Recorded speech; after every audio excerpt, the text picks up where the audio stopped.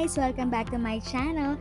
So ang question for today is, ano ang SSS Cash Assistance para sa SSS members up to 20,000 pesos? Ating alamin. I know isa itong good news at makakatulong ng malaki lalo na sa pandemic na ito. Kaya ating i-discuss ito mga guys. So ano ang cash assistance na ito? Lahat ba pwedeng mag-apply? Ano ang requirements? Ano ang loan program na ito? I'm sure curious kayo kung anong loan program ba ito. So, totoo ba na up to 20,000 pesos ang pwede na ma-loan? So, para malaman ang mga detalye, pakinggan natin ang update na ito galing sa SSS CEO Aurora Ignacio. Let's watch the entire video.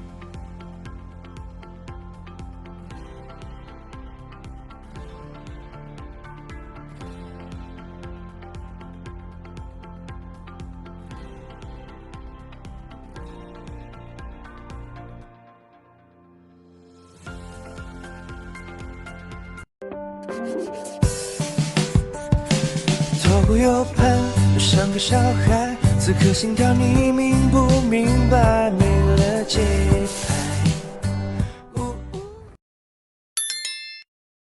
Before we jump to the video, welcome to Tita Eda's channel, giving you the best tips, tricks, government tutorials, and government information so we can be updated together. If this is the kind of content that you like, please consider subscribing. Kindly click the like, subscribe button, and notification bell so you will not miss any of our latest episodes. So let's start. Po yung iba pang benefits na handog ng SSS para sa mga miyembro nito gaya po ng COVID-19 Calamity Loan Assistance Program, may posibilidad po bang ma-extend ito? Pwede po tayong mag-grant dun sa mga hindi pa nakapag-apply nitong nakaraang taon, nitong September last year, na nag-open po tayo ng calamity loan doon during the time na dineclare. Pero meron lang pong period na pwede silang mag-apply and hindi nila kailangan applyan kung hindi pa sila nakakabayad. Yun po yung sa calamity loan. Dahil na-extend po ang calamity loan natin, sa calamity hanggang September 2022. So yung mga hindi pa po nakaka-avail niya, pwede po sila mag-apply.